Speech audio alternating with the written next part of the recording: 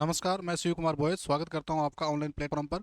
जैसा कि आपको विदित है, आज अपने बहुत ही महत्वपूर्ण विषय जनरल साइंस के अंतर्गत बहुत ही महत्वपूर्ण विषय स्टार्ट करेंगे। तो सबसे पहले अपने थोड़ा सा जनरल साइंस का इंट्रोडक्शन लेंगे और जनरल साइंस का इंट्रोडक्शन लेते हुए फिर अपने क्लास स्टार्ट करेंगे केमिस्ट्री की। और केमिस्ट्री के अंदर पहले जो आधारभूत जो विषय टॉपिक है उसी को अपने स्टार्ट करेंगे। तो सबसे पहले जो भी विषय अपने स्टार्ट करने जा रहे हैं, तो सबसे पहले उनका बेसिक, तो आज का अपना टॉपिक रहेगा भौतिक एवं रासायनिक परिवर्तन, फिजिकल एंड केमिकल चेंजेस। उससे पहले जैसे कि मैंने अभी आपको बताया है कि आज अपने स्टार्ट करेंगे जनरल साइंस।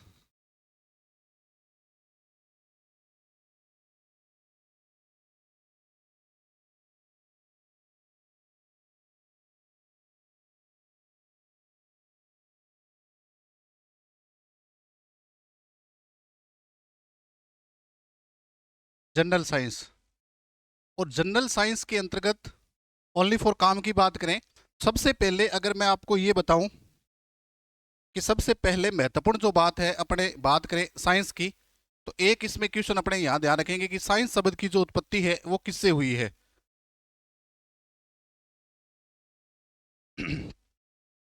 साइंस शब्द की उत्पत्ति,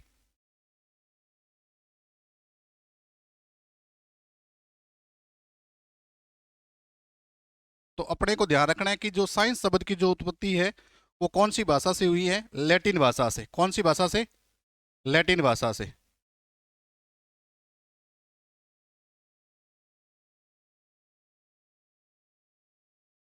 तो साइंस शब्द की जो उत्पत्ति है वो कौन सी भाषा से हुई है? लैटिन भाषा से। और लैटिन भाषा के कौन से शब्द से हुई है? तो हुई है सींटिया शब्द से। सींटिया या साइंसटिया। सींटिया या साइंसटिया शब्द से हुई है। तो अपने बात कर रहे थे कि साइंस शब्द की जो उत्पत्ति है वो लैटिन भाषा के कौन से शब्द से हुई है? सींटिया शब्द से। अपने टॉपिक पे आएंगे सींटिया शब्द से। और सींटिया का मतलब मैंने आपको बताया था प्रिय विद्यार्थियों, सींटिया का मतलब होता है टू नाउ। क्या होता है? To now. और टू नाउ का मतलब होता है जानना। क्या है? जानना। तो इतनी बात आपको इंट्रोडक्शन के लिए थोड़ा ध्यान रखेंगे। मैंने आपको ये बताया है कि साइंस शब्द की जो उत्पत्ति है वो लैटिन भाषा के कौन से शब्द से हुई है? सींटिया शब्द से हुई है। और सींटिया का मतलब क्या होता है? टू नाउ यानी जानना। टू नाउ यानी जानना। अब अपने प्रिय विद्यार्थियों बात करेंगे यहाँ की जो जनरल साइंस जो है या साइंस की बात करें। अगर मैं आपको ये कहूं कि साइंस की बात करूं मैं यहाँ सामान्य विज्ञान की बात करूं, तो सामान्य विज्ञान की मुख्यतः मेन जो ब्रांच जो है, सामान्य विज्ञान की जो मुख्य जो ब्रांच है उसके अंतर्गत अपने तीन ब्रांच मुख्यतः बढ़ते हैं। आपको पता है, जिसके अंतर्गत सबसे पहले एक आती है जीव विज्ञान, जिसको आप क्या बोलते हो? बायोलॉजी। क्या बोलते हो? बायोलॉजी। देखो, सामान्य विज्ञान के अंतर्गत एक ब्रांच आती है जीव विज्ञान, जिसको आप बायोलॉजी बोलते हो, और एक आती है रसायन विज्ञान,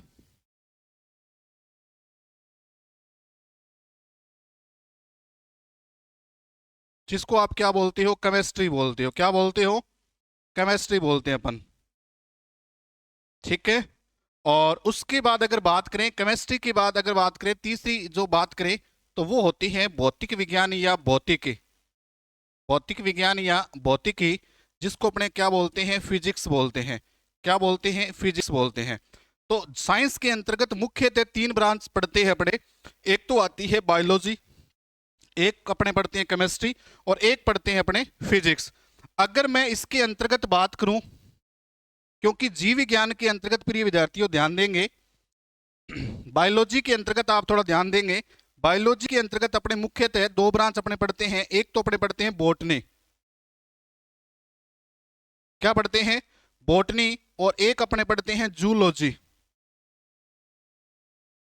एक तो अपने पढ़ते हैं बॉटनी और एक अपने पढ़ते हैं जूलॉजी।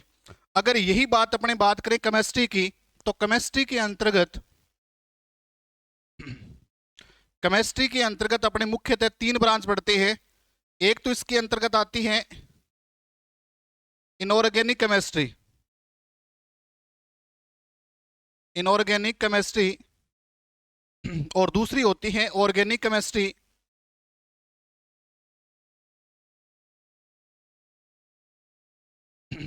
और तीसरी होती है फिजिकल केमिस्ट्री।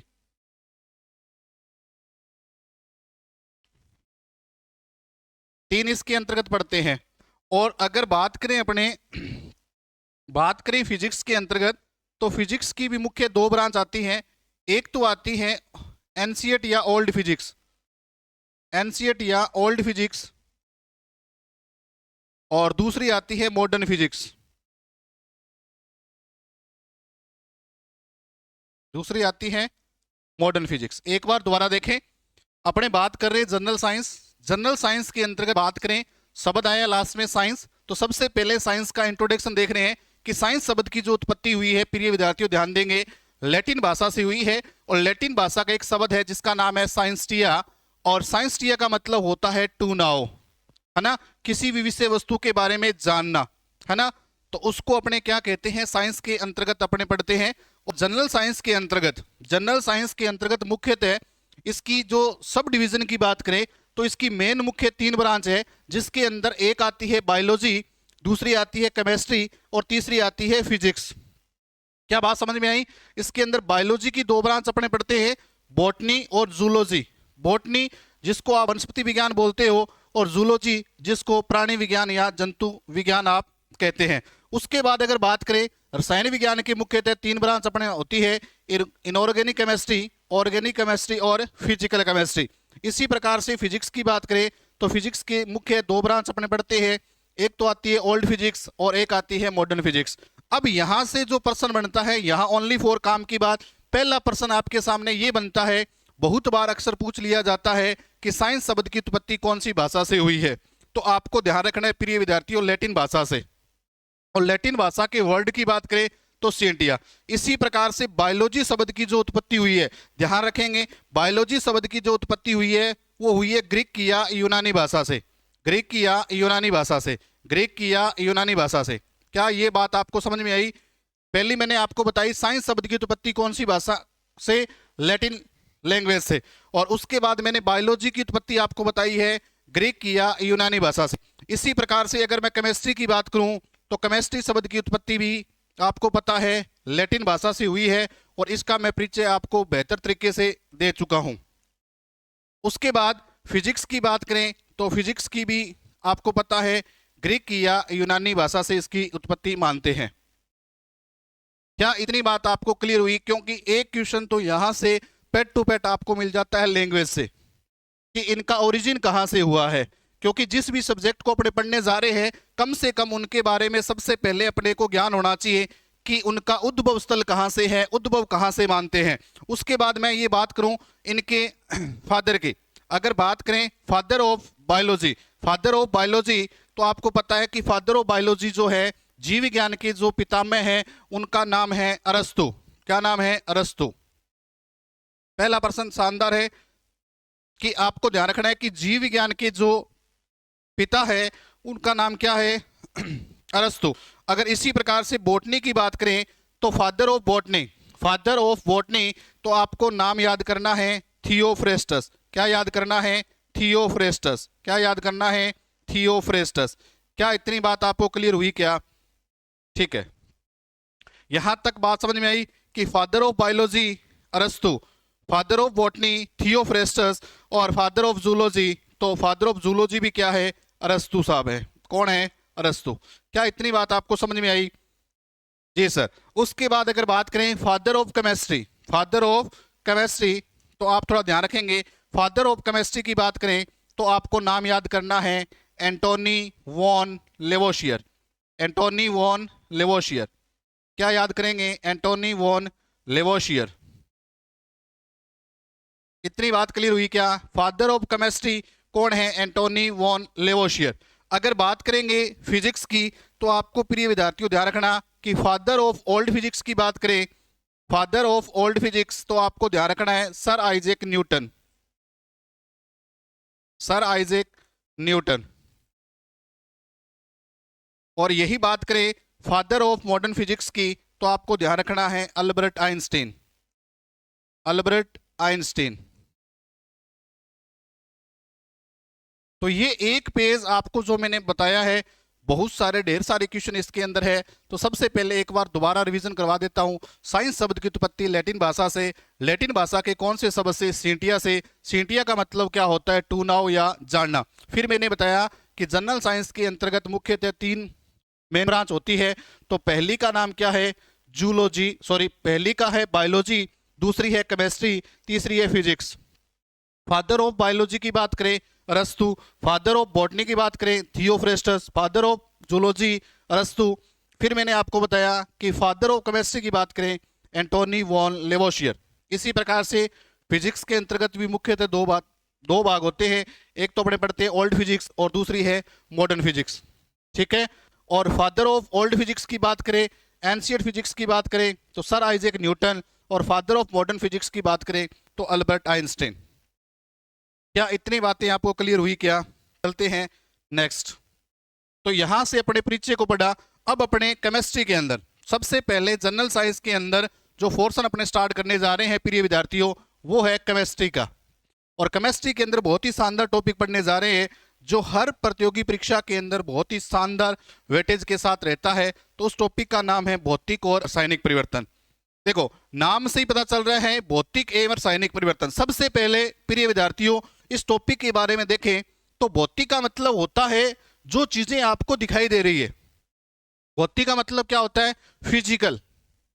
मतलब किसी भी पदार्थ के अंदर जो परिवर्तन जो होते हैं, बदलाव जो होते हैं, एक पदार्थ जब दूसरे पदार्थ में बदलता है जिसके दौरान नया पदार्थ बनता है तो उसके अंदर 2 चेंजेस आप देखते हैं। एक तो उसके बाहरी संरचना के अंदर और एक इसके आंतरिक संरचना के अंदर। कुछ परिवर्तन ऐसे होते हैं जो आपको दिखाई देते हैं। जो परिवर्तन आपको दिखाई देते हैं उनका नाम क्या होता है? भौतिक परिवर्तन होता है। और जो परिवर्तन आपको दिखाई नहीं देते वो कौन से होते हैं? रासायनिक परिवर्तन होते हैं। क्या ये बात आपको समझ में आई क्या? चलिए तो स्टार्ट करते हैं अपने सबसे पहले भौतिक परिवर्तन को। जैसे देखो बिल्कुल आराम से प्रत्येक चीज, मतलब जितना भी एनसीईआरटी के अंदर जितना भी डाटा दे रखा है, एक ही क्लास के अंदर आपको पूरा का पूरा डाटा और निचोड़ मिल जाएगा। भौतिक परिवर्तन को इंग्लिश में क्या बोलते हैं? फिजिकल चेंजेस, ठीक है। सबसे पहले मैंने आपको बताया, जैसे ही नाम से ही पता चल रहा है कि भौतिक परिवर्तन का मतलब होता है ऐसा परिवर्तन जिसमें भौतिक गुणों में परिवर्तन होता हो। क्या होता हो? भौतिक गुणों में। अब भौतिक गुण कौन कौन से होते हैं? तो पहले तो बात आपको यह समझ में आ गई कि ऐसे परिवर्तन जिनके अंदर किस में परिवर्तन होता हो? भौतिक गुणों में परिवर्तन होता हो।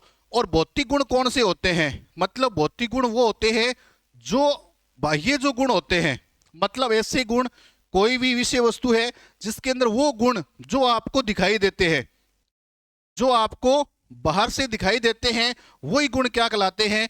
भौतिक गुण होते हैं। अब आपके दिमाग में आया कि सर आप बताइए कि भौतिक गुण कौन कौन से हो सकते हैं। तो सबसे पहले भौतिक गुण के अंदर अपने बात करें तो फिजिकल स्टेज की बात आती है प्रिय विद्यार्थियों, भौतिक अवस्था की। तो अपने मैंने आपको बताया भी था कि पदार्थ की मुख्यतः 3 अवस्थाएं होती है। पदार्थ की मुख्यतः 3 अवस्थाएं होती हैं जिसके अंदर आपने नाम सुना है ठोस, द्रव, गैस, सॉलिड, लिक्विड और गैस, है ना। पदार्थ की मुख्य 3 अवस्थाएं। और अन्य अवस्थाओं की बात करें तो प्लाज्मा और बोस आइंस्टीन कंडेंसेट, है ना। तो 5, अगर पदार्थ की कुल अवस्थाओं की बात करें तो टोटल 5 मुख्य 3 अवस्थाएं हैं, ठोस, द्रव, गैस। तो इसके अंदर भौतिक अवस्था में परिवर्तन किस किस के अंदर हो सकता है? या तो किसी पदार्थ के सॉलिड के अंदर, या किसी पदार्थ के लिक्विड के अंदर, या किसी पदार्थ के गैस जो अवस्था है उसके अंदर अगर परिवर्तन होता है तो वो पदार्थ की कौन सी अवस्था होगी? भौतिक अवस्था। या किसी पदार्थ के आकार में परिवर्तन आ रहा है, या उस पदार्थ की आकृति में परिवर्तन आ रहा है, या उसकी लंबाई, चौड़ाई, ऊंचाई, या द्रव्यमान, आयतन, घनत्व, ताप, दाब, क्षेत्रफल, पृष्ठीय क्षेत्रफल, ये चीजें जो आपको दिखाई दे रही है, ये सारी की सारी ऐसी चीजें हैं, ऐसी फिजिकल क्वांटिटी है जो आपको दिखाई देती है। अगर कोई पदार्थ जिसके अंदर आपको चाहे ठोस है, द्रव है, गैस है, आकार है, आकृति है, लंबाई है, चौड़ाई है, ऊंचाई है, द्रव्यमान है, आयतन है, घनत्व है, ताप है, दाब है, क्षेत्रफल है, पृष्ठीय क्षेत्रफल है आदि के अंदर अगर कोई परिवर्तन अगर आपको दिखाई दे रहा है तो आप उसे क्या कहेंगे? वो पदार्थ की भौतिक अवस्था में परिवर्तन हो रहा है। किस में हो रहा है? पदार्थ की भौतिक अवस्था में। और अगर किसी पदार्थ के भौतिक अवस्था में परिवर्तन होता है तो उसे अपने क्या कहते हैं? भौतिक परिवर्तन कहते हैं। जैसे छोटे से एग्जाम्पल की बात करूं, यहां देखिए कि इसके अंदर जैसे मैंने पदार्थ की भौतिक अवस्था बताई कि जैसे अगर यहां लिख रखा है मैंने बर्फ, बर्फ से कोई पदार्थ किस में बदल रहा है? जैसे अगर इस पदार्थ की बात करूं, जैसे कोई पदार्थ है वो किसके अंदर बदल रहा है? बर्फ से जल के अंदर। देखना इस बात को, समझना मेरी बात को कि इसके अंदर अब देखो प्रिय विद्यार्थियों, जो बर्फ जो है, बर्फ जो है वो कौन सी अवस्था है? ठोस अवस्था है। समझना इस बात को, ध्यान देंगे। बर्फ जो है वो कौन सी अवस्था है? ठोस अवस्था है। लेकिन जल जो है वो कौन सी अवस्था है? द्रव अवस्था है। अब कोई पदार्थ जो है बर्फ से कौन सी अवस्था में? बर्फ से जल बन रहा है। जब उसको आपने क्या किया? जब उसका आपको उसने आपने उसको क्या किया? गर्म किया, मतलब तापमान को बढ़ाया, तो कोई पदार्थ क्या है? बर्फ से जल में बदल गया। बर्फ से क्या बदल गया? जल में बदल गया। तो ठोस से कौन सी अवस्था में आ गया? वो द्रव अवस्था में। अगर आपसे कोई पूछा जाए कि कोई पदार्थ बर्फ से जल में बदल रहा है तो उसमें निहित परिवर्तन के प्रकार को बताइए, तो उसमें कौन सा परिवर्तन होगा? भौतिक परिवर्तन होगा। क्यों होगा? क्योंकि इस पदार्थ की अवस्था में परिवर्तन हो रहा है। क्योंकि बर्फ बर्फ कौन सी अवस्था है? ठोस अवस्था है। ठोस अवस्था क्यों है? क्योंकि इसके अंदर कण बहुत ही पास पास में है, और जिसमें कण पास पास होंगे वो चीज उतनी क्या होगी? मजबूत होगी। जैसे आपने ईंट को देखा है, पत्थर को देखा है, क्योंकि उसमें जो कण जो होते हैं वो बहुत ही पास पास होते हैं, और इतने अत्यधिक पास पास होने के कारण इनके अंदर जो इंटरमोलिकुलर जो फोर्स, अट्रैक्शन फोर्स जो होता है, अंतर आणविक जो आकर्षण बल होता है, वो क्या होता है? मैक्सिमम होता है। ये आपको पता है। और कोई भी चीज जिसके अंदर कण जितने जितने जितने भी पास होंगे तो उतना ही उनके अंदर जो इंटर मोलिकुलर जो अट्रैक्शन फोर्स जो होता है, अंतर आणविक जो आकर्षण बल होता है, वो उतना ही क्या होता है? सर्वाधिक होता है। क्या आपको बात समझ में आई? चलिए, जब कोई पदार्थ, सुनिए, जब कोई पदार्थ बर्फ से जल यानी ठोस से द्रव अवस्था में बदल रहा है तो उसकी क्या अवस्था बदल रही है? क्योंकि ठोस से द्रव, ठीक है, यहां तक बात समझ में आई। फिर अपने क्या किया? वापिस क्या किया? जल को गर्म किया। जब अपने जल को वापिस गर्म करते हैं, जैसे आप जल को गर्म करते हो सर्दी के समय के अंदर, तो जब आप जल को गर्म करते हैं तो जल किस में बदलता है? क्योंकि जल किस में बदलता है? वेपर के अंदर, मतलब वाष्प के अंदर। बात समझ में आई? जब आपने जल को गर्म किया तो जल किस में बदल गया? वाष्प के अंदर। अब प्रिय विद्यार्थियों, अब ये परिवर्तन है ना, इस परिवर्तन को वापस उसी अवस्था में बदला भी जा सकता है। जैसे आपने क्या किया? बर्फ को गर्म किया, तो बर्फ को गर्म करने पर वो जल में बदल गया, और जल को गर्म किया तो जल किस में बदल गई? वाष्प। अब अगर इसको ठंडा करते हैं, ध्यान देंगे मेरी बात को, एक ही एग्जाम्पल से बहुत सारी चीजें क्लियर कर रहा हूं मैं। अगर इसको अपने ठंडा करते हैं, क्या करते हैं? ठंडा करते हैं। अगर आप वाष्प को ठंडा करते हैं तो वाष्प किस में बदल जाएगी? वेपर जो है, भाप जो है, वो किस में बदल जाएगी? जल के अंदर। और जल को अगर ठंडा करेंगे, जल को अगर ठंडा करेंगे तो जल किस में बदल जाएगा? वापिस ठोस के अंदर बदल जाएगा। क्या इतनी बात आपको समझ में आई क्या? अब यहां से एक प्रश्न और भी बहुत ही शानदार बनेगा। देखो, ये तो मैंने आपको बताया कि पदार्थ की अवस्था में परिवर्तन हो रहा है। क्या हो रहा है? पदार्थ की अवस्था में परिवर्तन हो रहा है कि कोई पदार्थ किस प्रकार से। यहां देखिए, यहां देखिए, यहां ठोस से द्रव और वाष्प कौन सी अवस्था है? तो प्रिय विद्यार्थियों गैस है। तो इसका मतलब पदार्थ पहले ठोस अवस्था में, फिर द्रव अवस्था में, और फिर गैस अवस्था में बदल रहा है। यहां तक बात आपको समझ में आई क्या? चलिए,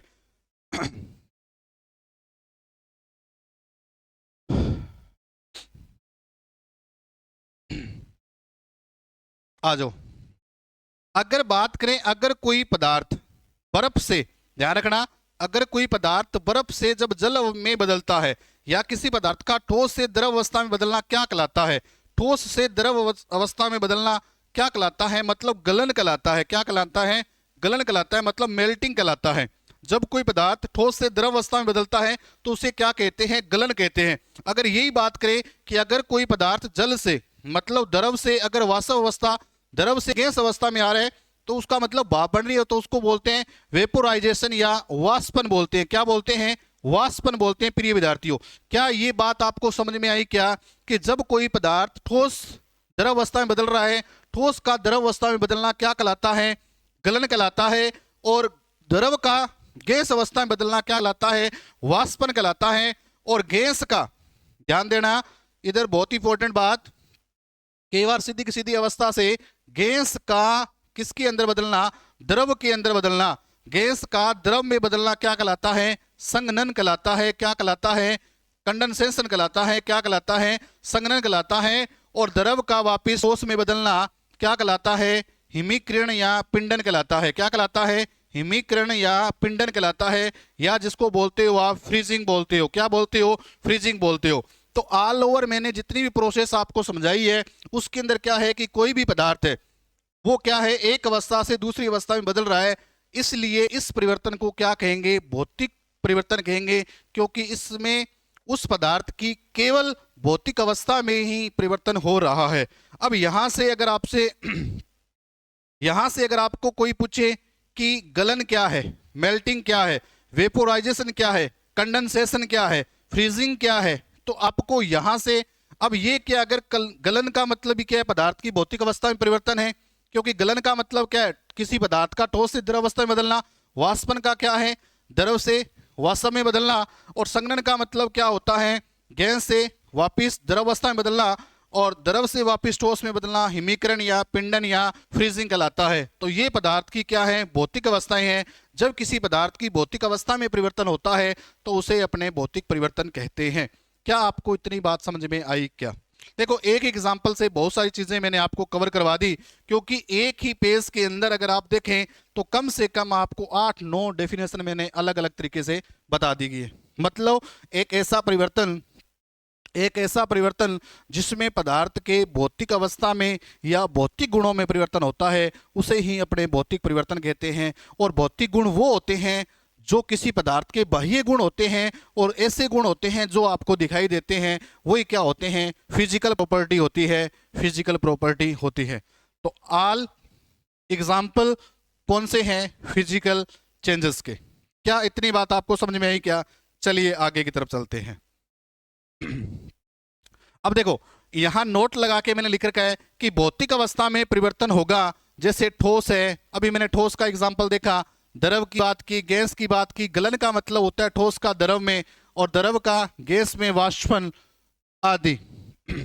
अब देखो, यहां से बहुत ही शानदार टॉपिक स्टार्ट होने जा रहा है कि यहां से अपने भौतिक परिवर्तन को आप किसके आधार पर मानेंगे?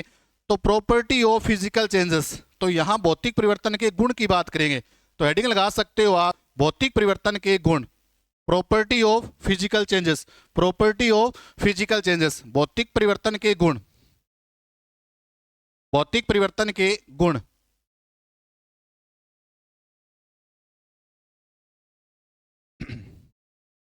तो यहां से अपने टॉपिक क्या स्टार्ट हो गया कि किसके आधार पर आप किसी को भौतिक परिवर्तन कहेंगे, किसे आप रासायनिक परिवर्तन कहेंगे। तो पहला जो गुण है, ध्यान रखेंगे, पहला जो गुण है कि सामान्यतः ये परिवर्तन उत्क्रमणीय होते हैं। क्या होते हैं? उत्क्रमणीय होते हैं। उत्क्रमणीय का मतलब होता है रिवर्जिबल चेंजेस होते हैं। इंग्लिश वर्जन में बता रहा हूं, साथ में ध्यान देंगे। रिवर्जिबल चेंजेस होते हैं। रिवर्जिबल चेंजेस होते हैं। ऐसे परिवर्तन, देखो, रिवर्जिबल का जो साइन जो है, उत्क्रमणीय का साइन जो होता है वो इस प्रकार से होता है। मतलब ऐसे अभिक्रियाएं, इसका मतलब होता है अगर, अगर, और ये जो चीज मैंने बताई है ये होती है पश। मतलब अगर कोई अभिक्रिया या परिवर्तन दोनों दिशाओं में, अगर और पश दोनों दिशाओं में परिवर्तन होता है तो उसको अपने क्या बोलते हैं? रिवर्जिबल बोलते हैं या उत्क्रमणीय बोलते हैं। मतलब ऐसे परिवर्तन जो क्या होते हैं, अगर दिशा में भी हो और पश दिशा में। अगर मैं ये कह दूं, अगर का मतलब ये कह दूं कि जैसे मान लीजिए कि अभिकारक से, ध्यान रखना, कि अभिकारक से उत्पाद,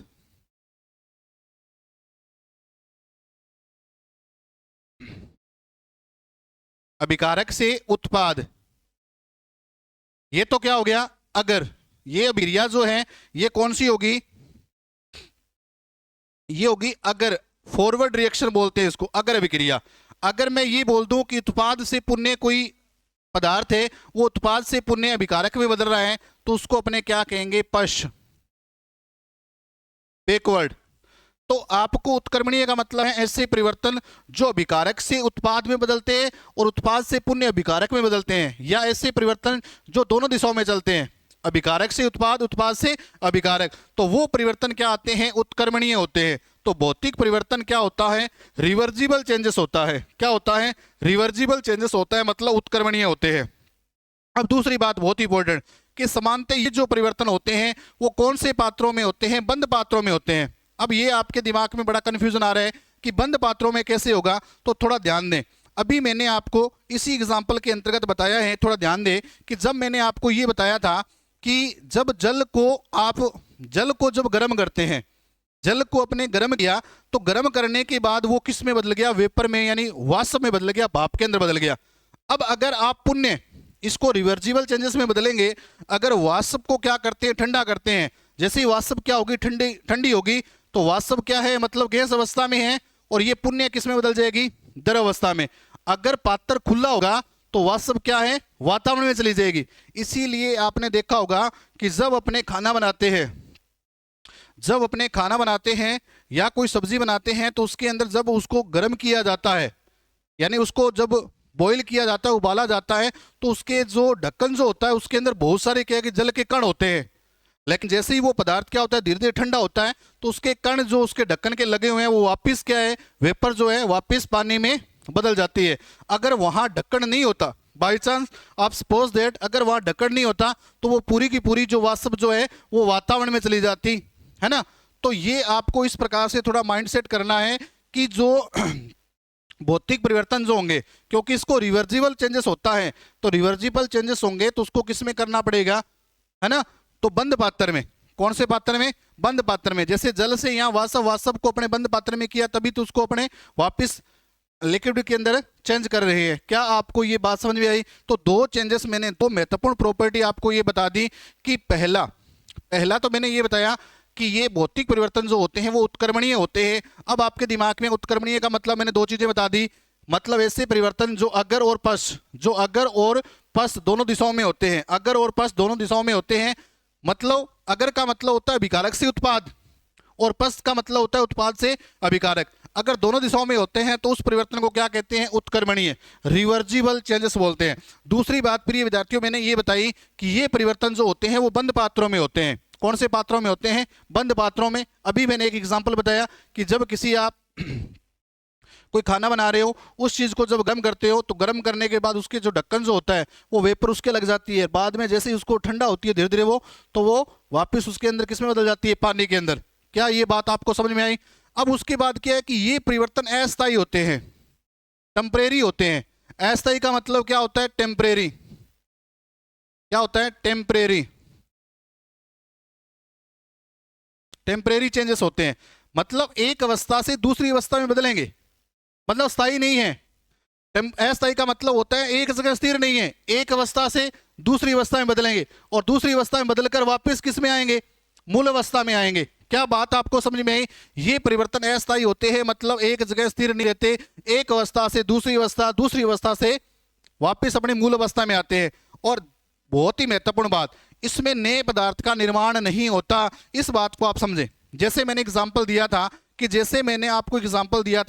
जैसे जब बर्फ जो होती है, बर्फ को जब, अब देखो यहां समझना, बर्फ है, बर्फ को गर्म किया तो जल में, अब बर्फ का जो सूत्र होता है वो भी क्या है, H2O है, हाइड्रोनियम ऑक्साइड है, और जल का सूत्र भी क्या है, H2O है।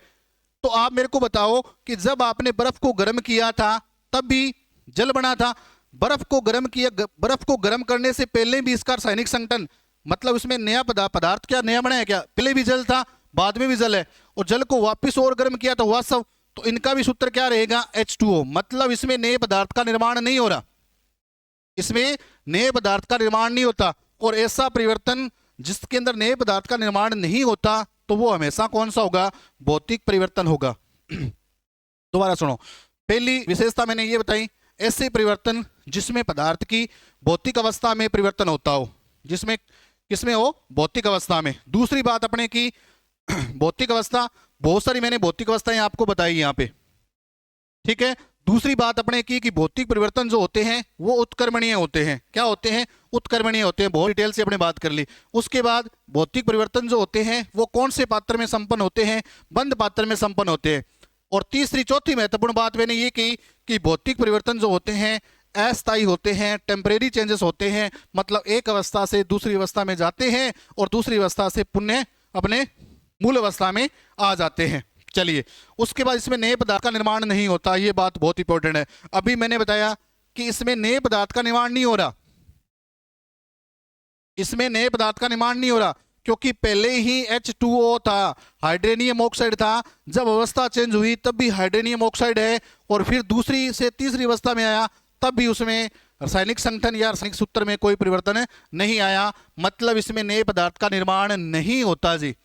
क्या नहीं होता? नए पदार्थ का निर्माण नहीं होता। इसमें केवल अवस्था में परिवर्तन होता है, इसमें केवल अवस्था में परिवर्तन होता है। अब इसमें जितनी भी प्रॉपर्टी है, मुख्यतः 4-5 जो चीजें हैं वो आपको दिमाग में रखनी है, बाकी सारे के सारी चीजें क्या हो जाती है? क्लियर हो जाती है। यहां तक अगर आपको बात समझ में आई है तो चलते हैं आगे की ओर। अब थोड़ा ध्यान देंगे। अभी देखो, इसकी थ्योरी जितनी थी ना वो तो मैंने आपको कवर करवा दी। अब इसके एग्जाम्पल के माध्यम से मैं आपको एक एक चीज बताऊंगा कि ये भौतिक परिवर्तन है तो क्यों है। जितने भी एग्जाम्पल एनसीईआरटी में डाटा दे रखा है सारे के सारे एग्जाम्पल आपके सामने हैं। तो पहला है लकड़ी के टुकड़े करना। अब देखो, लकड़ी के टुकड़े करना, अब जैसे मान लीजिए कोई लकड़ी है, अब लकड़ी है उसके आपने टुकड़े कर दिए, है ना। लकड़ी के अंदर क्या है? कार्बन है। अब आपने टुकड़े कर दिए तो इसमें कोई नया पदार्थ थोड़ी बन रहा है। अब लकड़ी के टुकड़े करने के बाद से तो यानी कि वो सोने में बदल गई, क्योंकि लकड़ी को मतलब जो नया पदार्थ, मतलब कटाई करने से पहले ही वो लकड़ी, मतलब उसमें कार्बन था, और कटाई करने के बाद भी क्या है? उसमें कोई भी पदार्थ, मतलब उसमें नए पदार्थ का निर्माण नहीं हुआ। क्या हुआ है? उसकी अवस्था में, क्योंकि पहले जो हो सकता है कि पेड़ बड़ा हो, उसके आकार या आकृति में परिवर्तन हुआ है। क्या हुआ है? जब आपने उसको कटाई की तो उसके आकार या आकृति में परिवर्तन हुआ है। तो आप कह सकते हो कि जब उसके आकार या आकृति में परिवर्तन हुआ है तो ये क्या परिवर्तन है? ये तो केवल क्या है? फिजिकल परिवर्तन है, मतलब भौतिक अवस्था में परिवर्तन है। क्योंकि ये परिवर्तन तो क्या है? पदार्थ की भौतिक अवस्था में परिवर्तन है, क्योंकि ये बाह्य गुणों में परिवर्तन है। इसीलिए क्या होगा कि लकड़ी के टुकड़े करना कौन सा परिवर्तन है? भौतिक परिवर्तन है। क्या आपको बात समझ में आई? इसी प्रकार से कागज या कांच आदि के टुकड़े करना। अब कागज है, कागज के आप टुकड़े कर रहे हो तो कागज से कोई नया पदार्थ नहीं बन रहा।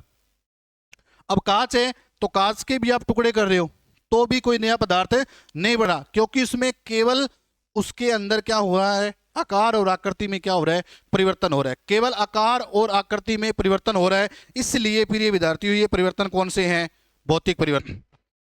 तो कागज या कांच आदि के टुकड़े करते हैं तो इसके अंदर भी पदार्थ की केवल भौतिक अवस्था में परिवर्तन होता है, क्योंकि जब कागज या कांच के टुकड़े को आपने तोड़ने का प्रयास किया तो केवल उसमें पदार्थ की अवस्था में परिवर्तन हुआ है। किसमें हुआ है? अवस्था में। क्योंकि केवल अवस्था में परिवर्तन हुआ है, इसमें केवल अवस्था में परिवर्तन होने के कारण मतलब नए पदार्थ का निर्माण नहीं हुआ, इसलिए इसको क्या कहा? अपने भौतिक परिवर्तन ही कहेंगे। अब उसके बाद देखो, मैं आपको ये बता रहा था कि जलना जो होता है, कभी भी आप ध्यान रखें, जलना जो होता है प्रिय विद्यार्थियों, जलना जब भी मिले आपको केमिकल चेंजेस करना है। क्योंकि जलने के लिए, ध्यान देंगे, जलने के लिए क्या चाहिए? क्योंकि किसी भी पदार्थ में जब कोई भी पदार्थ होता है जिसके अंदर कार्बन होगा, कार्बन होगा, जैसे लकड़ी है, लकड़ी में क्या होता है? कार्बन। और जलाने के लिए क्या चाहिए अपने को? ऑक्सीजन चाहिए। जब आप कार्बन की ऑक्सीजन के साथ विक्रिया करवाएंगे तो क्या बनेगा? कार्बन डाइऑक्साइड बनेगा। क्या बनेगा? कार्बन डाइऑक्साइड बनेगा। क्या बनेगा? Carbon dioxide. तो जलना हमेशा ही क्या होता है? रासायनिक परिवर्तन होता है। लेकिन यहां ध्यान रखना कि बल्ब और ट्यूबलाइट को जलाते हैं जब इसमें रासायनिक परिवर्तन न होकर भौतिक परिवर्तन होगा। तो आपके दिमाग में है कि सर जलना, आप अभी बता रहे थे कि जलना तो रासायनिक परिवर्तन होता है, लेकिन बल्ब और ट्यूबलाइट का जलना क्या है? बल्ब और ट्यूबलाइट का जलना आपको क्या बताना है? भौतिक परिवर्तन बताना है प्रिय विद्यार्थियों, फिजिकल चेंज बताना है। अब कैसे? समझिए इस बात को। क्योंकि बल्ब जब जलता है तो बल्ब जलता है मतलब जलने से पहले भी वो कौन सी अवस्था में है? ठोस अवस्था में है। अब ऐसे नहीं कि 1 घंटे के जलने के बाद वो मतलब द्रव अवस्था में आ गया, नहीं, अवस्था चेंज नहीं होती उसमें। उसमें अवस्था मतलब अवस्था जो है ठोस द्रव गैस में चेंजेस नहीं हो रहा। नहीं, इसमें क्या बन रहा है? अब देखो नए पदार्थ का कॉन्सेप्ट नहीं आ रहा, इसमें केवल क्या हो रहा है, उसके तापमान में परिवर्तन आ रहा है। केवल क्या है, उसके तापमान में क्या है कि जब बल्ब को 1 घंटे तक जलाए रखें तो उसके क्या आता है, तापमान में परिवर्तन आता है। क्या आता है, उसके तापमान में परिवर्तन आता है। तो इसलिए बल्ब और ट्यूबलाइट की बात करें, चाहे बल्ब की बात करें, चाहे ट्यूबलाइट की बात करें, चाहे एलईडी की बात करें, तो उनके अंदर क्या आता है, तापमान में परिवर्तन आता है। तो ये क्या है, तापमान क्या है, पदार्थ की भौतिक अवस्था तो है, तो पदार्थ की भौतिक अवस्था में परिवर्तन आ रहे हैं, इसलिए इसको क्या कहेंगे, भौतिक परिवर्तन कहेंगे। क्या आपको बात समझ में आई? चलिए नेक्स्ट एग्जांपल देखिए, मोम का पिघलना।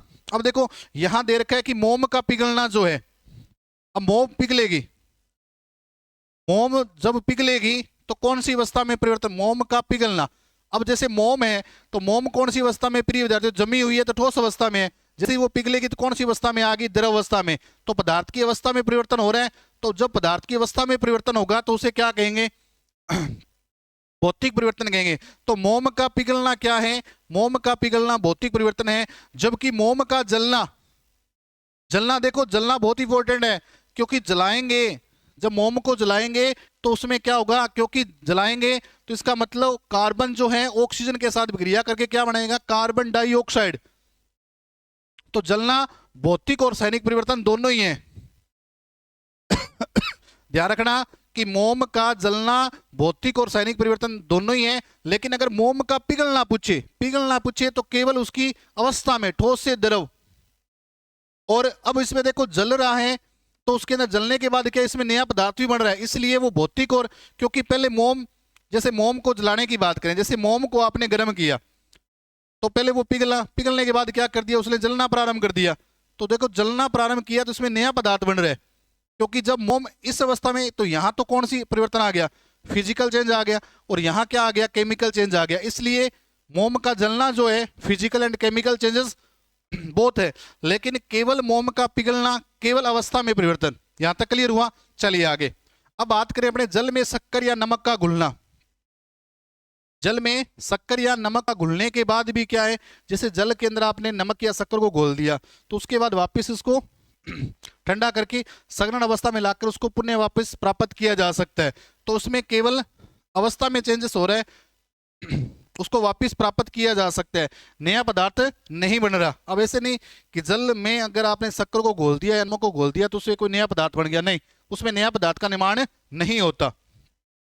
अब नया पदार्थ का निर्माण नहीं होता तो ये क्या है, भौतिक परिवर्तन है। उसके बाद नेक्स्ट जो है बहुत ही शानदार प्रश्न, पाइसीकरण क्या है, इमल्सिफिकेशन। क्या बोलते हैं इसको, इमल्सिफिकेशन।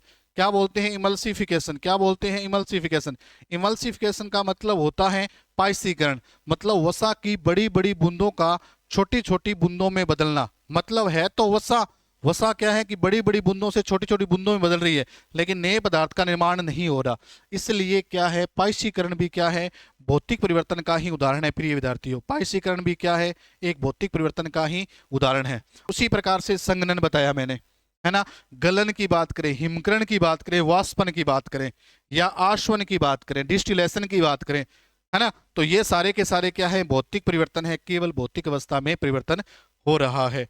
अब क्रिस्टलीकरण का मतलब क्या है, बड़े बड़े जो टुकड़े हैं उनको छोटे छोटे टुकड़ों में, है ना, तोड़ना। तो यही क्या है, क्रिस्टलीकरण है, क्रिस्टलाइजेशन जिसको बोलते हैं। तो इसमें भी कोई नया पदार्थ नहीं बन रहा, मतलब क्रिस्टल के बनने की प्रक्रिया क्या है, क्रिस्टलीकरण है, क्रिस्टलाइजेशन है। क्या बोलते हैं, क्रिस्टलाइजेशन। ठीक है, इसमें भी कोई नया पदार्थ नहीं बन रहा। तो बल्ब या ट्यूबलाइट का जलना, मोम का पिघलना, जल में शक्कर या नमक का घुलना, पाइशीकरण, संघनन, गलन, हिमीकरण, वाष्पन, आश्वन, क्रिस्टलीकरण, सारे क्या हैं, भौतिक परिवर्तन है। क्या आपको ये बात समझ में आई क्या?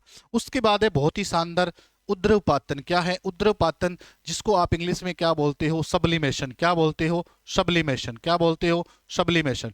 अब सब्लिमेशन का मतलब क्या होता है, उद्रपातन। उद्रपातन का मतलब क्या होता है, जब कोई ठोस पदार्थ, जब कोई ठोस पदार्थ बिना द्रव अवस्था में बदले, सीधा किस में आ जाए, गैस अवस्था में आ जाए, और गैस से पुण्य कौन सी अवस्था में आ जाए, ठोस अवस्था में आ जाए, तो उसको अपने क्या कहते हैं, उद्रपातन बोलते हैं। क्या बोलते हैं, उद्रपातन बोलते हैं। क्या बोलते हैं, उद्रपातन।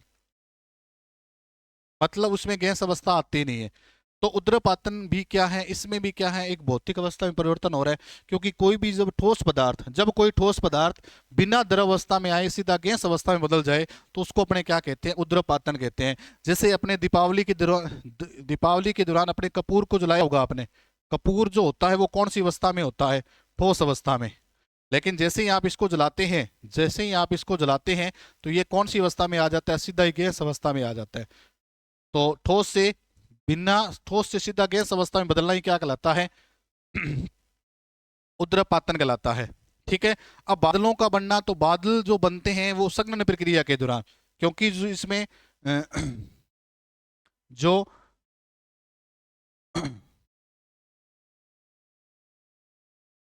कण जो है, मतलब पानी की बूंदें जो हैं, मतलब संघनन प्रक्रिया के दौरान क्या है, बादल का निर्माण होता है।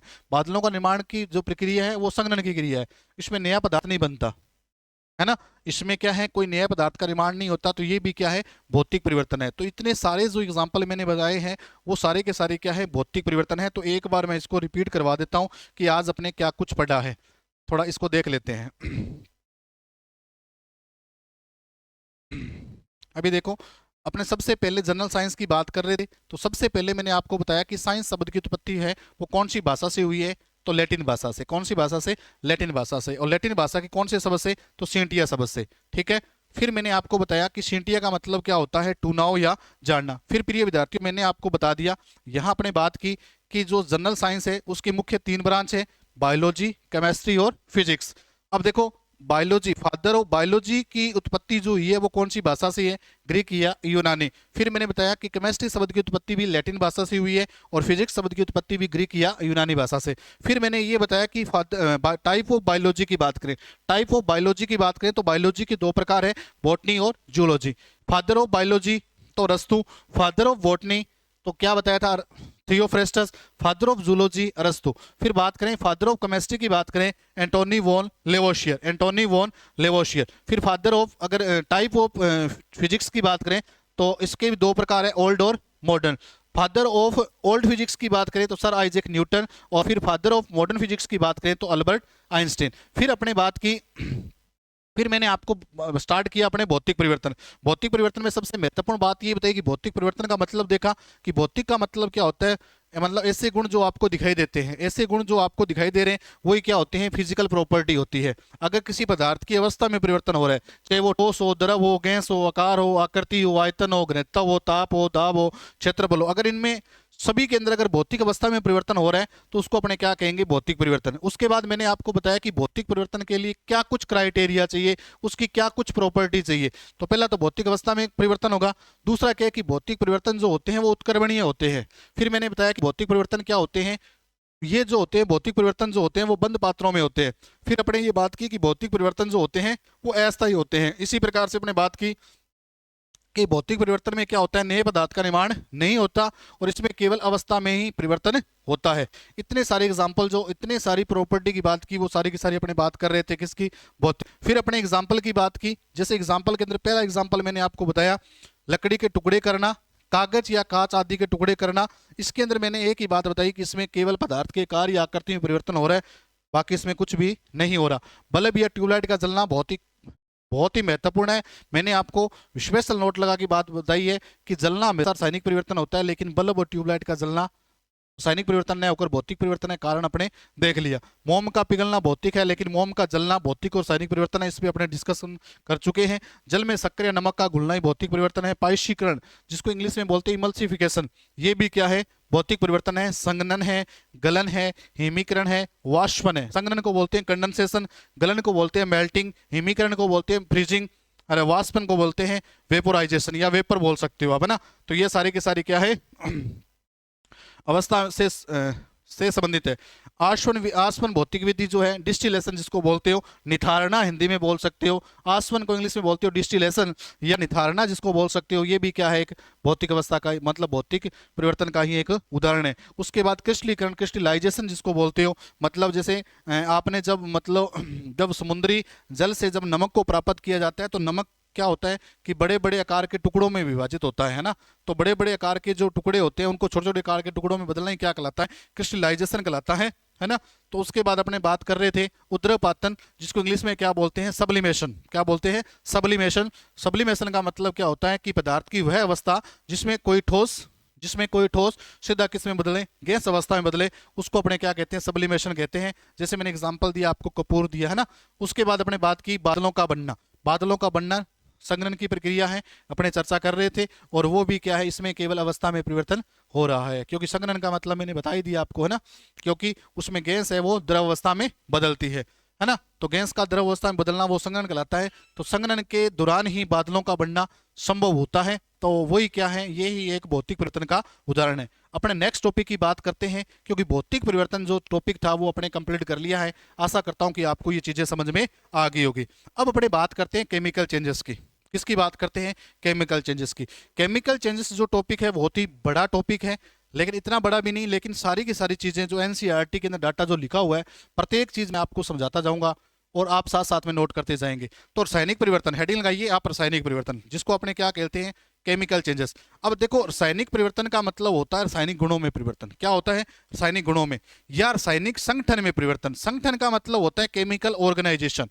देखो ध्यान रखिए, केमिकल ऑर्गेनाइजेशन क्या होता है, केमिकल ऑर्गेनाइजेशन क्या होता है, केमिकल ऑर्गेनाइजेशन।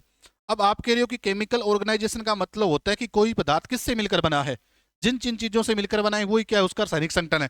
जैसे मैं ये कहूं कि जैसे मैंने ये कहा प्रिय विद्यार्थियों कि हाइड्रोजन और ऑक्सीजन मिलकर क्या बना लिया, हाइड्रोनियम ऑक्साइड यानी जल बना लिया। तो जल किससे मिलकर बना है, जल किससे मिलकर बना है, तो H2 और ऑक्सीजन से मिलकर बना है। H2 और ऑक्सीजन गैस, दोनों गैसों से मिलकर क्या बना है, हाइड्रोनियम ऑक्साइड बना है, जिसको अपने जल कहते हैं। तो यही क्या है, इसका केमिकल ऑर्गेनाइजेशन है ना। या केवल रसायनों में परिवर्तन, जिसमें आप अंधाधुंध फायरिंग कर सकते हैं कि अगर आपको किसी रसायन में परिवर्तन आ रहा है। अब देखो, उसके अंदर भौतिक परिवर्तन के अंदर मुख्य बात क्या थी, उसमें रसायन नहीं बदल रहा था। जैसे कोई ठोस था तो द्रव अवस्था में आ रहा था, तो पहले ही वो जल था, बाद में जल था, उसके बाद तीसरी अवस्था में भी क्या था, वो जल था। मतलब उसके केमिकल ऑर्गेनाइजेशन के अंदर कोई परिवर्तन नहीं आ रहा था। इसमें ध्यान रखना, इसमें रसायनों में परिवर्तन आएगा। बहुत ही इंपॉर्टेंट लाइन है। अगर किसी पदार्थ के रसायनों में अगर आपको कोई चेंजेस दिखाई दे, अगर वहां रसायनों में अगर कोई परिवर्तन आपको दिखाई दे रहा है, तो वही कौन सा होगा, रासायनिक परिवर्तन होगा। वही कौन सा होगा, रासायनिक परिवर्तन होगा। अगर केमिकल्स के अंदर चेंजेस अगर आपको दिखाई देता है, तो वो आपको रासायनिक परिवर्तन मिलेगा। क्या आपको ये बात समझ में आई क्या, चलिए आगे की ओर। अब इसमें देखो, सबसे पहले बात करते हैं, पहला एग्जाम्पल जो आप सदाबहार पढ़ते आ रहे हो बचपन से लेके आज तक, दूध का दही में बदलना। दूध का दही में बदलना, दूध का दही में बदलना। अब देखो, दूध जब दही में बदलता है तो आपको पता है इसमें एक नया पदार्थ, तो रासायनिक परिवर्तन में रसायन में परिवर्तन आएगा। अब आप कह रहे हो कि सर रसायन में कैसे परिवर्तन आया, तो इधर देखिए, आ जाओ। जैसे दूध जो है, दूध जो है, दूध किस में बदल रहा है, दही में बदल रहा है। दूध किस में बदल रहा है, दही में बदल रहा है। बिल्कुल सही बात है, आप कह रहे हो कि सर आपको पता है कि दूध जब अपने पीते हैं, दूध आपने पिया होगा, दूध आपने पिया कि दूध का जो स्वाद जो होता है ना, वो मीठा होता है। क्या होता है, मीठा होता है। कि सर आप कई बार आपने देखा है कि दूध जब पीते हो तो आपको क्या मिलता है, मीठा मिलता है। क्योंकि मीठा मीठा कौन होती है, शर्करा होती है। मीठी कौन होती है, शर्करा होती है। तो प्रिय विद्यार्थियों, यहाँ से पहली बात आपको है कि दूध में शर्करा कौन सी होती है, तो दूध में जो शर्करा होती है वो लैक्टोज शर्करा होती है। क्या होती है, लैक्टोज शर्करा होती है। अब आप कह रहे हो कि सर इसमें नया पदार्थ कैसे बना, कि दूध में क्या है, लैक्टोज शर्करा है। क्योंकि दूध क्या होता है, स्वाद में कैसा होता है, मीठा होता है। तो मीठी क्या होती है, शर्करा होती है। शर्करा, इसमें टाइप ऑफ शुगर की बात करें तो इसमें कौन सी है, लैक्टोज शर्करा है। कौन सी है, लैक्टोज। अब आपको पता है दही जो है, दूध को जब दही में बदला, दही क्या होती है, दही स्वाद में क्या होती है, खट्टी होती है।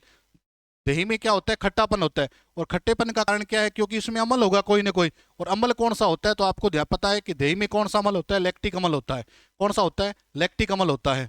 जब आप मेरे को बताओ कि जब कोई शर्करा, फिर ये विद्यार्थियों थोड़ा ध्यान देना, सीरियस होकर सुनना मेरी बात को, कि जब कोई शर्करा अम्ल के अंदर विघटित हो रही है, जब किसी शर्करा से किसी अम्ल का निर्माण हो रहा है, तो फिर ये विद्यार्थियों नया पदार्थ बना या नहीं बना, तो आप कहेंगे सर नया पदार्थ तो बना। तो नया पदार्थ, जब यही तो मैं कह रहा हूं कि जिसमें नया पदार्थ बनता है यार, रसायनों में परिवर्तन हो रहा है। देखो यहाँ क्या था, जैसे मैंने आपको बताया कि जब दूध आप पीते हो तो दूध पीने में स्वाद कैसा, मीठा। तो मीठी क्या होती है, शर्करा। तो शर्करा कौन सी है, लैक्टोज। तो इसमें एक शर्करा है, शर्करा को अपने किस में चेंज किया, शर्करा को आपने किस में चेंज किया, तो शर्करा को आपने अम्ल में चेंज कर दिया। तो इसमें क्या है, शर्करा से अम्ल बदला, इसका मतलब रसायन में क्या हुआ, परिवर्तन हुआ कि नहीं हुआ, क्योंकि लैक्टोज शर्करा से लैक्टिक अम्ल बन रहा है, लैक्टोज शर्करा से लैक्टिक अम्ल बन रहा है, तो इसका मतलब नए पदार्थ का निर्माण हो रहा है। दूसरी बात आप ये कह रहे हो कि इसमें केमिकल्स में चेंज हो रहा है, तो आप क्या कहेंगे, उसे आप कहेंगे रासायनिक परिवर्तन कहेंगे। और एक आप जब भी जहां आपको दूध और दही मिले वहां एक ही वर्ड याद कर लेना, लेक्ट शब्द याद कर लेना, आपका काम हो जाएगा। ट्रिक याद कर लेना, लेक्ट। अगर आपने ट्रिक से लेक्ट को याद कर लिया तो बहुत सारे कॉन्सेप्ट आपको कवर हो जाएंगे। दूध और दही से संबंधित जब भी आप याद करना चाहो दूध और दही, तो केवल आपको लेक्ट याद करना है। जैसे पहला मैं आपको बताऊं, इधर ध्यान देंगे बहुत अच्छी तरीके से। अगर मैं ये कहूं कि दूध के अंदर शर्करा, पहली बात दूध के अंदर शर्करा की बात करें तो प्रिय विद्यार्थियों मैंने अभी आपको बताया लेक्ट से आपको करना है लैक्टोज। कौन सी शर्करा, लैक्टोजैक, फ्रक्टोजैक, है ना। तो आपको क्या लेक्ट याद करना है, तो दूध में कौन सी शर्करा, लैक्टोज शर्करा, पहला क्वेश्चन, वेरी गुड। फिर बात करें दूध और दही की बात करें, दूध या दही की बात करें तो अम्ल पूछे, कोई क्या पूछे, अम्ल पूछे, तो मैंने आपको क्या बताया प्रिय विद्यार्थियों, ट्रिक क्या याद करना है, लेक्ट याद करना है। तो दूध और दही में कौन सा होगा, लैक्टिक अम्ल, क्या होगा, लैक्टिक अम्ल। तो लेक्ट से दो काम चल गए। तीसरी बात करें, तीसरी बात, तीसरे क्वेश्चन की ओर बढ़ते हैं। तो दूध में कौन सी शर्करा, लैक्टोज शर्करा। दूध या दही के अंदर अम्ल कौन सा, लैक्टिक अम्ल। फिर मेरे को आप ये बताओ कि जब दूध को दही में बदलते हैं, दूध को दही में बदलते हैं, तो मैंने बचपन में पढ़ा था कि जब दूध को दही में बदला जाता है तो एक जीवाणु काम आता है, उस जीवाणु का नाम बताइए आप। तो आप कह रहे हो कि सर वो भी आपके जो लेक्ट से, तो उसका नाम क्या था, लैक्टोबैसिलस था। क्या नाम था, लैक्टोबैसिलस। तो क्या आपको लेक्ट से काम चल जाएगा, जी सर, लैक्टोबैसिलस। तो तीन चीजें मैंने आपको याद करवा दी। अब आप चौथी बात करें, अब दूध की, अगर दूध और दही की, अगर दूध की अगर क्वांटिटी मापने के लिए मापन जो होता है वो आपको पता है कि लैक्टोमीटर होता है। क्या होता है, लैक्टोमीटर। दूध की शुद्धता किस में मापी जाती है, लैक्टोमीटर से। तो एक ही लैक्ट शब्द याद करने से आपको देखो कितनी चीजें, दूध के अंदर शर्करा, लैक्टोज, दूध या दही में अम्ल, लैक्टिक अम्ल, दूध को दही में बदलने वाला जीवाणु, लैक्टोबैसिलस, दूध की शुद्धता मापने वाला उपकरण कौन सा है, लैक्टोमीटर। तो जहां आपको लेक्ट मिले, लेक्ट का मतलब दूध या दही, और दूध या दही लेक्ट मिले उसका मतलब केमिकल चेंजेस। क्या आपको क्लियर हुआ, हाँ जी, जी सर।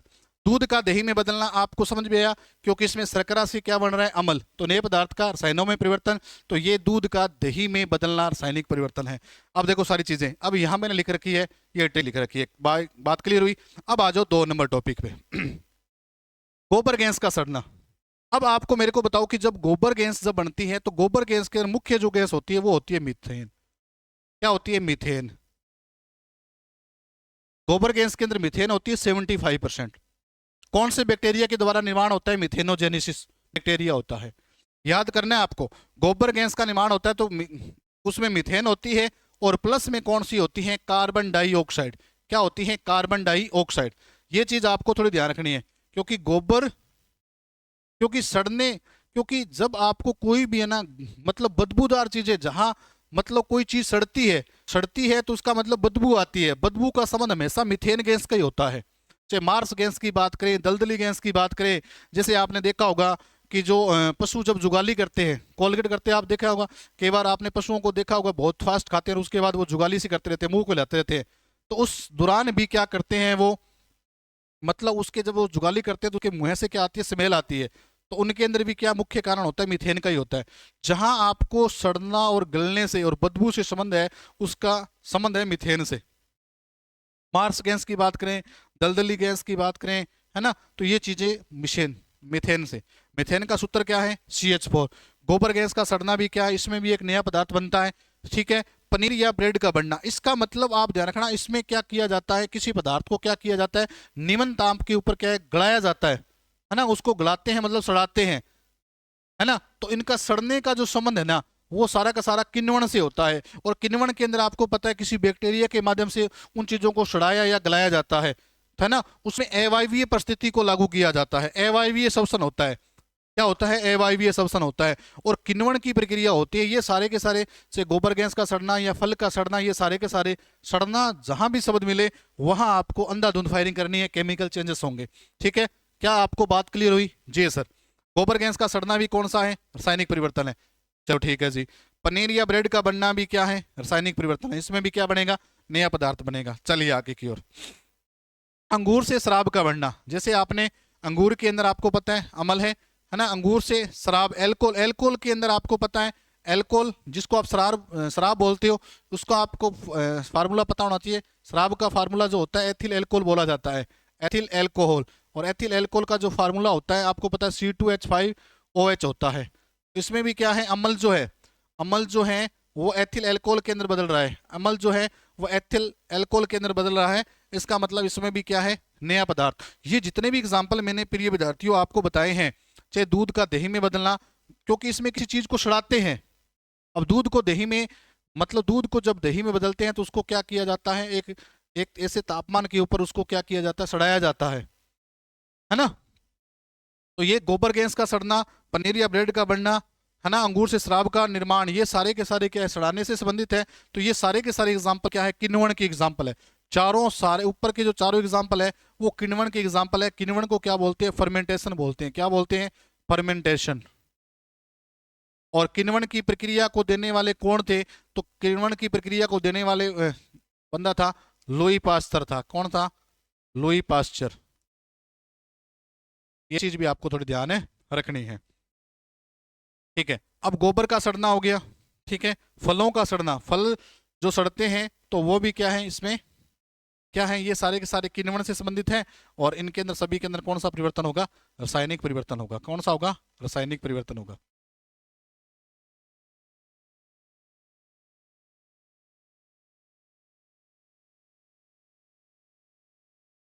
क्या बात आपको समझ में आई, जी सर। चलिए आगे। भोजन का सड़ना, ये भी क्या है, रासायनिक परिवर्तन है। उसके बाद है लोहे पर जंग लगना। अब लोहे पर जंग लगना बहुत ही इंपॉर्टेंट टॉपिक है। लोहे पर जंग लगना क्या है, रासायनिक परिवर्तन है। और मैंने आपको कहा था कि जंग लगने के लिए कुछ आवश्यक शर्तें होती है।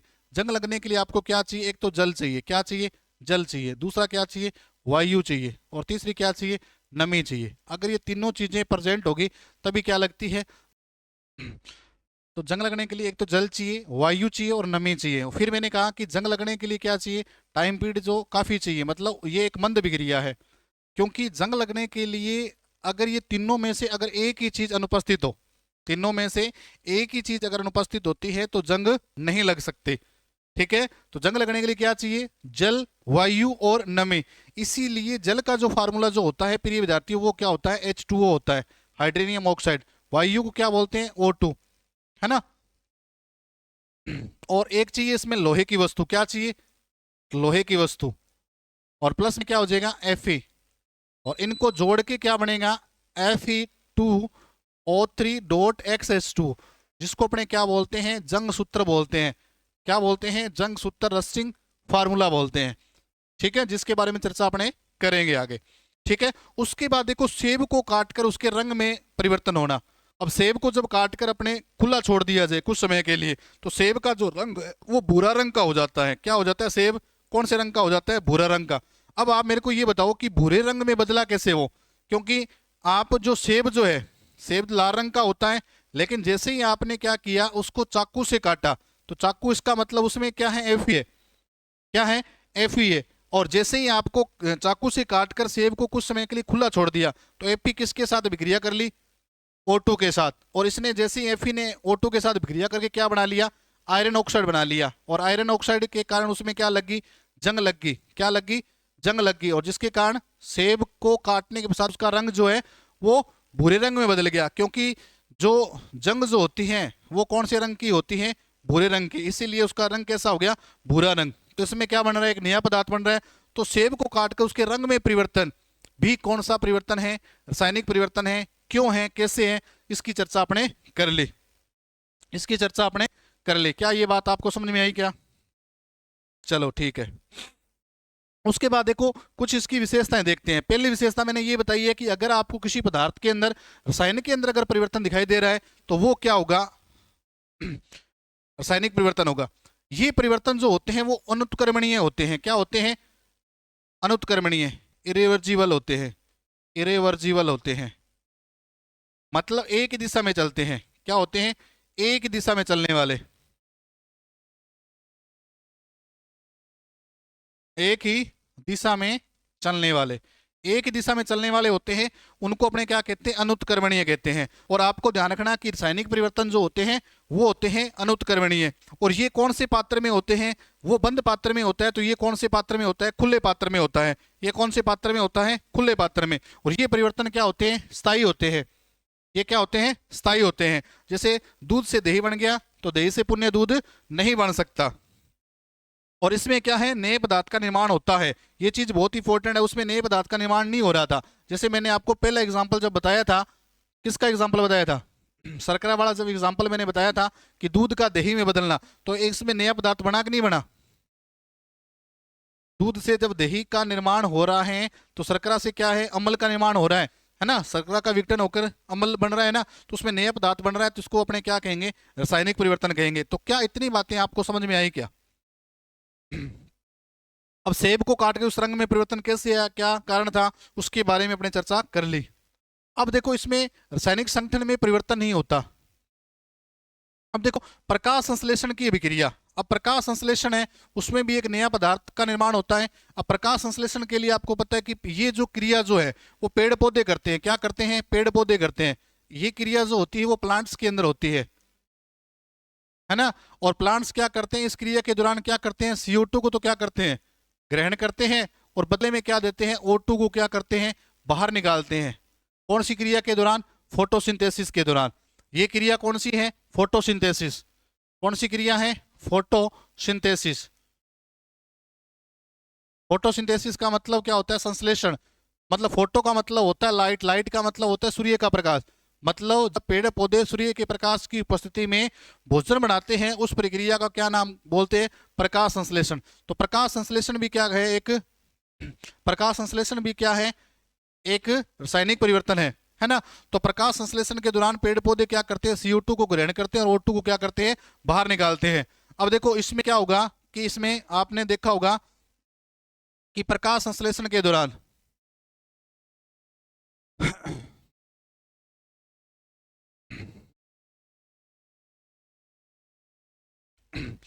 प्रकाश संश्लेषण की जो विक्रिया है वो कौन सी है, रासायनिक परिवर्तन के दौरान होती है। और इसमें भी क्या बनता है, मतलब नए पदार्थ का निर्माण होता है। और पेड़ पौधे इस विक्रिया के दौरान क्या करते हैं, पेड़ पौधे इस विक्रिया के दौरान क्या करते हैं, नए पदार्थ का मतलब भोजन बनाते हैं। और भोजन बनाने की जो प्रक्रिया है वो सूर्य के प्रकाश की उपस्थिति में होती है। और तीसरी महत्वपूर्ण इसमें बात यह ध्यान रखनी है कि पेड़ पौधे जो हैं वो भोजन क्यों बना पाते हैं, कि पेड़ पौधों के अंदर भोजन बनाने वाला जो भाग होता है वो होता है लीफ। क्या होता है, लीफ यानी पत्ती। क्योंकि पेड़ पौधों के अंदर पत्ती जो होती है वो रसोई का काम करती है। अगर आपसे कहे कि पेड़ पौधों में रसोई घर का काम कौन करती है, पेड़ पौधों की रसोई जो होती है वो लीफ कहलाती है, पत्ती कहलाती है। क्योंकि पेड़ पौधों की पत्ती में क्या होता है, एक क्लोरोप्लास्ट होता है। क्या होता है, क्लोरोप्लास्ट। क्या होता है, क्लोरोप्लास्ट। और क्लोरोप्लास्ट में एक वर्णक पाया जाता है जिसका नाम है हरित लवक। और इसी के कारण क्या है कि पेड़ पौधे क्या है, अपना भोजन स्वयं बना पाते हैं। अब आपके दिमाग में आ रहा है कि पेड़ पौधे अपना भोजन स्वयं बनाते हैं, इसीलिए पेड़ पौधों को अपने क्या कहा है, सबपोषी। क्या कहा है, सबपोषी, ऑटोट्रोप।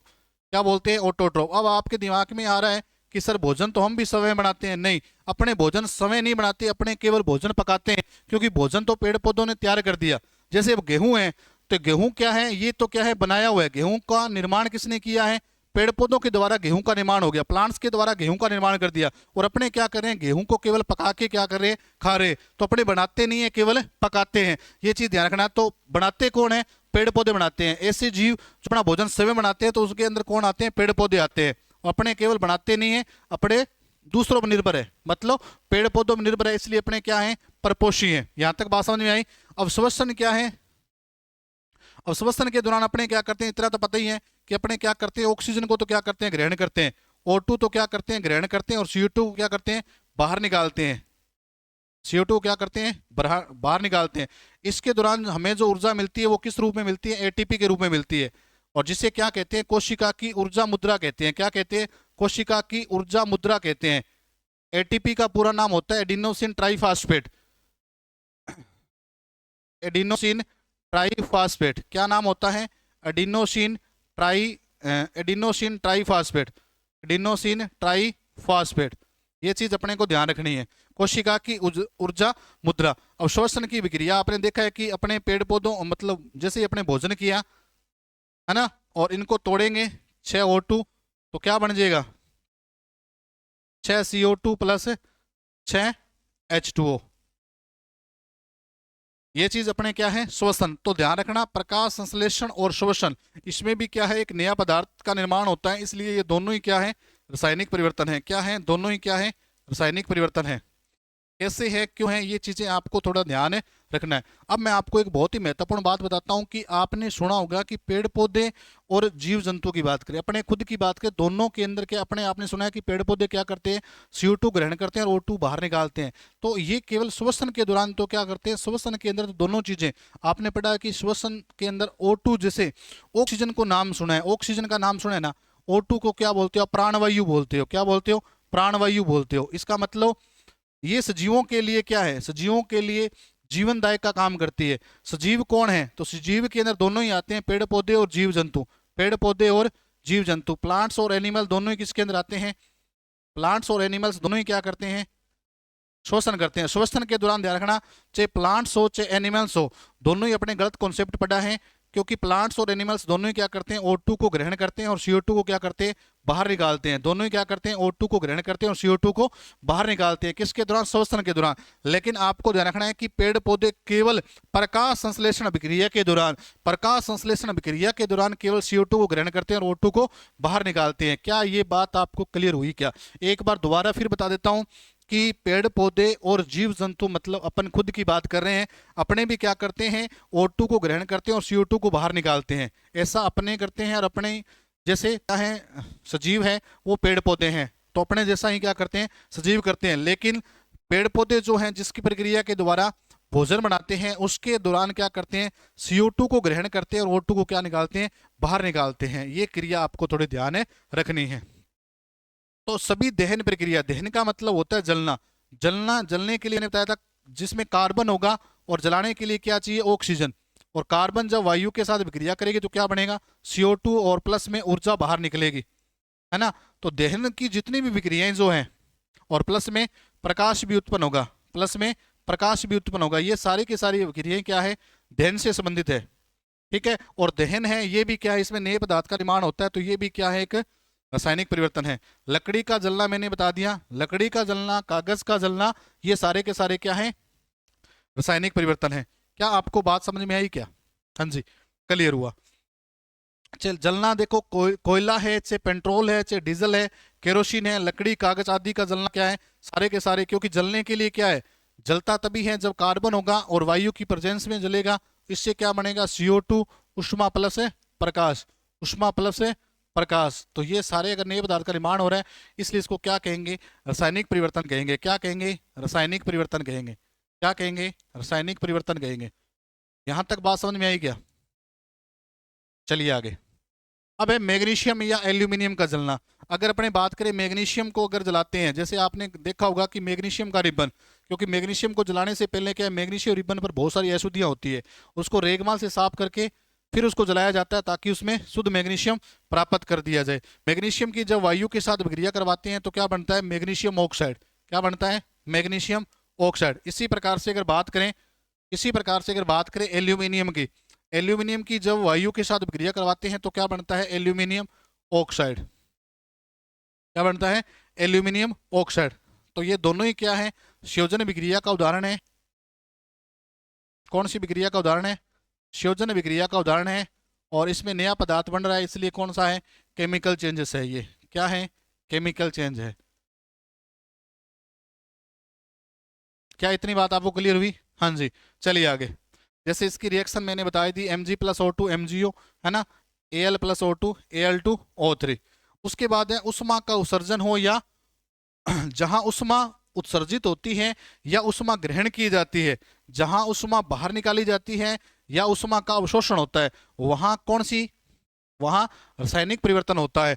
मतलब उष्मा का उत्सर्जन कहाँ होता है, उष्मा का उत्सर्जन जहां होता है उसको बोलते हैं उष्मा क्षेपी विक्रिया। जहां उष्मा का उत्सर्जन होता है उसको बोलते हैं उष्मा क्षेपी।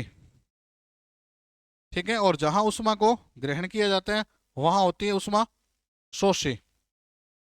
जहां उष्मा का उत्सर्जन होता है या उष्मा ग्रहण की जाती है तो वहां नए पदार्थ का निर्माण होगा, तो वहां भी क्या होगा, रासायनिक परिवर्तन ही होगा। अब गंध में परिवर्तन, क्योंकि गंध में परिवर्तन क्योंकि जब किसी चीज को सड़ाएंगे तब उसकी गंध में परिवर्तन आएगा। ठीक है, तो गंध में परिवर्तन भी क्या है, किण्वन का उदाहरण है। किण्वन का मैंने बताया ही था आपको, है ना, फर्मेंटेशन बोलते हैं इंग्लिश में इसको, और लुई पास्टर ने इसके बारे में बताया था। नई गैस या बुलबुलों का निर्माण इस प्रकार से। और बेस को एसिड में, मतलब बेस का मतलब होता है कि जब आप किसी क्षार को अम्ल में मिलाएंगे, क्षार को जब अम्ल में मिलाएंगे तब भी क्या बनेगा, नया पदार्थ बनेगा। क्या बनेगा, नया पदार्थ बनेगा। ठीक है, और पटाखों के विस्फोट में भी क्या होगा, जब पटाखों का विस्फोट होता है तब भी क्या नए पदार्थ का निर्माण होता है। ओजोन का जब ग्रहण करवाते हैं, ओजोन का, ओजोन मतलब O3, जिसको आप प्राण मतलब सुरक्षा कवच बोलते हैं, क्योंकि ओजोन जो होती है वो सूर्य से आने वाली जो पराबैंगनी किरणें हैं उनको क्या कर लेती है, अवशोषित कर लेती है। जिसमें आज क्या, पहले तो क्या है कि ये धरातल पर पड़ने से पहले ही पराबैंगनी किरणों को क्या कर लेती, अवशोषित कर लेती, लेकिन आज कुछ अधिकांश भाग है वो धरातल पर पड़ता है, जिसके कारण त्वचा संबंधी कैंसर या त्वचा संबंधी बहुत सारी बीमारियां क्या है, हो चुकी है। तो ओजोन का जो अपघटन है, ओजोन का जो अपघटन है वो भी क्या है, एक रासायनिक परिवर्तन का ही उदाहरण है। चलिए आगे। अब लोहे पर जंग लगना, लोहे पर जंग लगने के लिए मैंने आपको सारी चीजें बताई थी। ठीक है, तो जंग सूत्र क्या होता है, पहले आप लिखिए जंग सूत्र। तो मैंने जंग सूत्र का फार्मूला आपको बताया था, तो लिखिए आप। क्योंकि जंग लगने के लिए क्या चाहिए, एक तो चाहिए लोहे की वस्तु, क्या चाहिए, लोहे की वस्तु, जल प्लस वायु। तो इससे क्या बन जाएगा, सूत्र क्या बन जाएगा, Fe2O3.XH2O।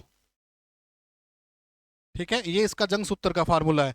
जंग का रासायनिक नाम क्या है, हाइड्रेटेड, हाइड्रेटेड आयरन ऑक्साइड। क्या बोलते हैं, हाइड्रेटेड आयरन ऑक्साइड, या इसको क्या बोल सकते हो, क्योंकि ये जो है वो फेरिक ऑक्साइड बोलते हैं इसको, है ना, हाइड्रेटेड फेरिक ऑक्साइड। ये क्या है, जंग का रासायनिक नाम है। अब जंग लगाने के लिए आवश्यक शर्तें क्या है, मैंने आपको बता दी। एक तो क्या चाहिए, ऑक्सीजन चाहिए, क्या चाहिए, ऑक्सीजन चाहिए। दूसरी जलवाष्प चाहिए, है ना, और लोहे की वस्तु चाहिए। तो O2 या नमी, जलवाष्प की उपस्थिति, समुद्र में जंग लगने की प्रक्रिया सर्वाधिक होती है ना। और कुछ इंपॉर्टेंट पॉइंट्स क्या हैं, इधर ध्यान देंगे कि ये क्या है, लोहे पर जंग लगना क्या है, एक रासायनिक परिवर्तन है। और इसमें ध्यान रखना कौन सी विक्रिया होती है, रेडोक्स विक्रिया होती है। कौन सी होती है, रेडोक्स विक्रिया होती है। कौन सी होती है, रेडोक्स विक्रिया होती है। रेडोक्स विक्रिया कौन सी होती है, क्योंकि रेडोक्स विक्रिया दो शब्दों से मिलकर बनी है, खुद ही कह रही है, red plus ox, red plus ox. Red का मतलब होता है रिडक्शन, रेड का मतलब होता है रिडक्शन, और ऑक्स का मतलब होता है ऑक्सीडेशन। ऑक्सीडेशन मतलब, रिडक्शन का मतलब होता है अपचयन, और ऑक्सीडेशन का मतलब होता है ऑक्सीकरण या उपचयन। ऑक्सीकरण या उपचयन, जिसमें ऑक्सीकरण और अपचयन दोनों ही एक साथ हो उसको अपने क्या बोलते हैं, रेडोक्स अभिक्रिया बोलते हैं। तो ध्यान रखना, लोहे पर जंग लगना एक रेडोक्स अभिक्रिया का उदाहरण है। इसमें किसका ऑक्सीकरण होता है, तो ध्यान रखना Fe मतलब लोहे का क्या होता है, ऑक्सीकरण होता है। और लोहे पर जंग लगने के कारण बहुत बार प्रश्न पूछा जाता है कि लोहे पर जब जंग लगती है तो लोहे का जो द्रव्यमान है वो बढ़ जाता है। जंग लगने के कारण क्या होता है, लोहे का जो द्रव्यमान है वो बढ़ जाता है। लोहे पर जंग लगने से बचाव कैसे कर सकते हो, कि लोहे पर जंग लगने के बचाव, या तो लोहे पर आप क्या कर दो, पेंट कर दो। जैसे आपने कृषि के औजार देखे होंगे, कृषि जो किसान जो हैं वो कृषि के जितने भी औजार जो होते हैं उनको जंग से बचाने के लिए उसके नीचे कुछ चीज रखते हैं और उनके ऊपर क्या करते हैं, पेंट करके छोड़ देते हैं ताकि उनको जंग न लगे। ठीक है, ये बात आपको समझ में आ गई। लोहे पर जंग लगने से बचाव के लिए इस पर जिंक या जस्ते की पर चढ़ाई जाती है। तो ये प्रश्न भी बहुत ही शानदार है कि जब लोहे को जंग से बचाने के लिए जिंक या जस्ते की पर चढ़ाना क्या कहलाता है, गैल्वेनाइजेशन कहलाता है। क्या कहलाता है, गैल्वेनाइजेशन या जस्तीकरण कहलाता है। जब लोहे को जंग से बचाने के लिए उसके ऊपर जिंक या जस्ते की पर चढ़ाई जाती है उसको अपने क्या बोलते हैं, गैल्वेनाइजेशन या गैल्वनीकरण या जस्तीकरण। क्योंकि लोहे की क्रियाशीलता क्या है, Zn से क्या है, कम है, इसलिए जंग, क्योंकि जिंक जो है, अब लोहे के ऊपर अगर जिंक की पर चढ़ा देंगे ना तो उसके जंग नहीं लगेगी। तो आपको एक तो बता दिया कि लोहे को जंग से बचाना है तो या तो उसके ऊपर पेंट कर दो या उस पर क्या कर दो, जिंक की पर चढ़ा दो। ठीक है, क्योंकि Zn की जो क्रियाशीलता है वो अधिक है। और क्रियाशीलता का क्रम आपको क्रम से याद करना है, एनसीईआरटी के अंदर पूरी डाटा दे रखा है। जैसे मैं क्रम से बोल देता हूँ, आप लिख लीजिए, potassium, sodium, calcium, magnesium, aluminium, zinc, ferrous, lead, hydrogen, copper, mercury, silver, aurum. एक बार फिर बोल देता हूं, आप क्रम से लिख सकते हो। Potassium, sodium, calcium, magnesium, aluminium, zinc, ferrous, lead, hydrogen, copper, mercury, silver, aurum. ठीक है, तो ये क्या है, विक्रियशीलता का क्या है, एक सीक्वेंस है जिसको आप क्रम से याद कर सकते हो। उसके बाद है एनोडीकरण। एनोडीकरण के अंदर क्या है, एल्यूमिनियम की मोटी पर चढ़ाई जाती है। लोहे को जंग से बचाने के लिए किसकी पर चढ़ाई जाती है, एल्यूमिनियम की। किसकी पर चढ़ाई जाती है, एल्यूमिनियम की। एनोडीकरण या मिश्र धातु, मिश्र धातु का मतलब होता है, क्या होता है, दो या दो से अधिक धातुओं का समांगी मिश्रण जो होता है, समांगी मिश्रण जो होता है उसको ही बोलते हैं अपने मिश्र धातु। मिश्र धातु बनाकर भी जंग लगने से बचाया जा सकता है। तो मिश्र धातु का एक उदाहरण है स्टेनलेस इस्पात। अब स्टेनलेस इस्पात के अंदर मुख्यतः क्या होता है, क्योंकि लोहे के अंदर, ध्यान रखना, अगर लोहे के अंदर अगर क्रोमियम और निकिल मिला दिया जाए, क्रोमियम और निकिल का जो मिश्रण है उससे किसका निर्माण होता है, लोहे के अंदर जब क्रोमियम और निकिल मिला दिया जाता है तब मिलता है स्टेनलेस इस्पात बनता है। क्या है, स्टेनलेस इस्पात। तो लोहे को जंग से बचाने के लिए इस लोहे, मतलब ये पूर्णतः लोहा नहीं होता, मतलब अब लोहे पर जंग बहुत लगती है, इसलिए लोहे को जंग से बचाने के लिए क्या कर दिया, उसको स्टेनलेस इस्पात में बदल दिया। और उसके अंदर, लोहे के अंदर क्या मिला दिया, क्रोमियम और निकिल मिला दिया, जिससे क्या है कि उस पर जंग नहीं लगती। तो स्टेनलेस इस्पात में जंग नहीं लगता, इसके लिए उसमें क्या ट्रिक याद कर सकते हो, फिकरनी। क्या है, फिकरनी। फिकरनी, जैसे फी, कै और कर, नी, है ना। तो फेरस, कार्बन, क्रोमियम और निकिल, इनको मिलाया जाता है उसको जंग से बचाने के लिए। तो ट्रिक याद कर सकते हो, फिकरनी, है ना। इसलिए घरों में काम आने वाले बर्तन स्टेनलेस इस्पात के बनते हैं। अब घरों में काम आने वाले बर्तन भी किसके बनते हैं, स्टेनलेस इस्पात के बनाते हैं, ताकि उसमें जंग न लगे। क्या आपको ये बात समझ में आई क्या, चलिए आगे की ओर। अब देखो, बहुत ही शानदार एग्जांपल दे रहा है ये। दिल्ली में महरौली के पास, दिल्ली में कहाँ है, महरौली के पास लोहे स्तंभ जो है उसमें जंग नहीं लगता। अब जंग क्यों नहीं लगता, क्योंकि उसके ऊपर जो अवरोध है वो फास्फोरस का है ना। तो दिल्ली में महरौली के पास लोहे स्तंभ में जंग नहीं लगता, क्योंकि क्योंकि इस पर लोहे ऑक्साइड कौन सा है, Fe3O4 की पर चढ़ी हुई है, और इसमें किसका है, फास्फोरस मिलाया गया है। तो ध्यान रखना कि दिल्ली में महरौली के पास जो लोहे स्तंभ है उसके जंग आज तक जंग नहीं लगा। उसका कारण क्या है कि उसके ऊपर आयरन ऑक्साइड की क्या है, पर चढ़ी हुई है, और उसके अंदर कुछ मात्रा में क्या मिलाया हुआ है, फास्फोरस मिलाया हुआ है। और फास्फोरस जिसको अपने क्या कहते हैं, जिसका परमाणु क्रमांक कितना है, 15, जिसका परमाणु क्रमांक कितना है, 15, और जिसकी संयोजकता कितनी है, क्योंकि 2, 8, 5 माइनस के 3, ये चीज आप थोड़ी ध्यान रखेंगे। संयोजकता कितनी है, माइनस के 3। तो ये धातु है क्या, धातु, तो ये अधातु है। तो उसमें क्या मिलाया गया है, फास्फोरस, जंगरोधी गुण होता है। अब इसमें ये बात ध्यान रखना कि साबुन से साफ करने पर हल्दी का पीला दाग क्या हो जाता है, लाल हो जाता है। ठीक है, ये भी क्या है, रासायनिक परिवर्तन है। हरे रंग की मेहंदी का रचने पर लाल हो जाना, क्योंकि इसमें एक क्विनोन नाम का क्या होता है, केमिकल होता है, जिसके कारण मेहंदी को जब अपने हथेली पर लगाते हैं तो मेहंदी रचने के बाद क्या हो जाती है, लाल हो जाती है। तो हरे रंग की मेहंदी का लाल हो जाना, ये क्या है, केमिकल के कारण होता है। इसमें नया पदार्थ बनता है, तो इसके अंदर भी एक केमिकल का भाग लेता है, इसमें नए पदार्थ का बनता है। तो ये भी क्या है, रासायनिक परिवर्तन है। मोमबत्ती का जलना मैंने आपको बता ही दिया। मोमबत्ती का जलना क्या है, क्योंकि मोम को जब आप वायु के साथ विक्रिया करवाएंगे तो इसमें क्या बनेगी, कार्बन डाइऑक्साइड प्लस जलवाष्प बाहर निकलेगी, है ना। तो ये भी क्या है, रासायनिक परिवर्तन है। जैसे चूने के पानी में जब कार्बन डाइऑक्साइड को प्रभावित करते हैं, चूने का पानी क्या होता है, कैल्शियम हाइड्रोक्साइड, कैल्शियम हाइड्रोक्साइड। जब चूने के पानी में जब कार्बन डाइऑक्साइड को प्रभावित किया जाता है तो क्या बनता है, चूने का पत्थर बनता है। क्या बनता है, चूने का पत्थर, जिसको आप क्या बोलते हो, संगमरमर, संगमरमर, खड़िया या चौक बोलते हो, है ना।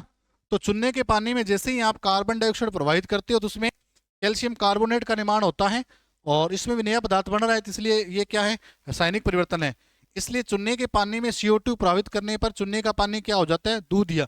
चूने के पानी का दूधिया होने का कारण क्या है, कैल्शियम कार्बोनेट। सूत्र क्या है, CaCO3। अब स्टार्च आयोडीन टेस्ट जो है इसमें भी क्या है, स्टार्च के अंदर, क्योंकि पेड़ पौधों में जो भोजन जो होता है वो मंड या स्टार्च के रूप में स्टोर होता है ना। स्टार्च के अंदर जब आयोडीन मिलाया जाता है तो स्टार्च क्या है, उसका रंग क्या हो जाता है, बैंगनी रंग का हो जाता है।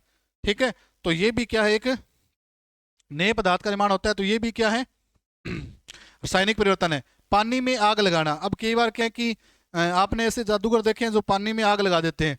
अब वो क्या करते हैं, अपने को मूर्ख बना देते, वो क्या करते हैं चुपके से क्या करते हैं, जैसे ही वो वहां माहौल बना देते हैं, जब पब्लिक होती है धीरे से क्या कर देते हैं, उस पानी के अंदर क्या मिला देते हैं, सोडियम पीस डाल देते हैं। और सोडियम क्या है, जैसे ही जल के साथ विक्रिया करके क्या करता है, विस्फोट करता है ना। तो वो क्या करते हैं, अपने को मूर्ख बना देते हैं और अपने को लगता है कि वास्तव में ये तो बहुत बड़ा जादूगर है, पानी में आग लगा देता है। तो पानी में आग वैसे लगती नहीं है, क्योंकि वो क्या कर देता है, उसके अंदर सोडियम फीस मिला देता है। तो पानी में आग कैसे लगती है, तो ये चीज आपको ध्यान रखनी है, क्योंकि सोडियम के साथ विक्रिया करके क्या करता है, वो विस्फोट करता है। क्योंकि पानी में आग कभी भी नहीं लगती, ठीक है, क्योंकि जादूगर धीरे से इसमें सोडियम टुकड़ा डाल देते हैं जिसमें H2 गैस बाहर निकलती है, तो हमें लगता है कि आग लग रही है। ठीक है, हाइड्रोजन गैस के बुलबुले बाहर निकलते हैं, क्योंकि हाइड्रोजन गैस जो होती है वो पॉप साउंड के साथ जलती है, पॉप साउंड के साथ, फटफट की ध्वनि के साथ, फटफट की ध्वनि के साथ जलती है।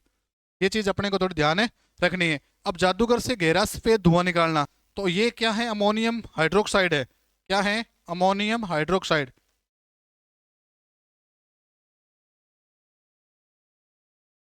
अमोनियम हाइड्रोक्साइड की जब हाइड्रोक्लोरिक अम्ल यानी अम्ल के साथ विक्रिया करवाते हैं तो क्या बनता है, नौसादर बनता है। ये क्या है, नौसादर।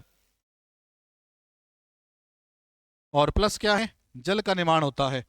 ठीक है, तो ये चीज भी, ये भी क्या है, रासायनिक परिवर्तन का ही एक उदाहरण है। तो ये सारी चीजें कितने भी देखो, एक ही टॉपिक, मैंने एक ही टॉपिक के अंदर देखो, मतलब एक ही क्लास के अंदर भौतिक और रासायनिक परिवर्तन को जितने भी एनसीईआरटी के अंदर डाटा दे रखा था उनको बहुत ही बेहतरीन तरीके से मैंने करवा दिया। आशा करता हूं कि आपको ये टॉपिक बेहतरीन तरीके से समझ में आ रहा होगा। ठीक है, तो एक ही क्लास के अंदर सबसे पहले अपने थोड़ा इंट्रोडक्शन पढ़ा, इंट्रोडक्शन के बाद बहुत ही केमिस्ट्री का जो आधारभूत जो टॉपिक है, क्योंकि छोटा सा टॉपिक और इसमें एक या दो क्वेश्चन क्या पूछे जाते हैं कि निम्न में से कौन सा भौतिक परिवर्तन का उदाहरण है और कौन सा रासायनिक परिवर्तन का उदाहरण है। ठीक है, तो नेक्स्ट क्लास में अपने नए टॉपिक के साथ शुरुआत करेंगे। तो आशा करता हूँ कि मेरे द्वारा जो भी मैटर आपको दिया गया, पढ़ाया गया, वो भली भांति समझ में आया होगा। ठीक है, तो आज के लिए बस इतना ही। जय हिंद, जय भारत।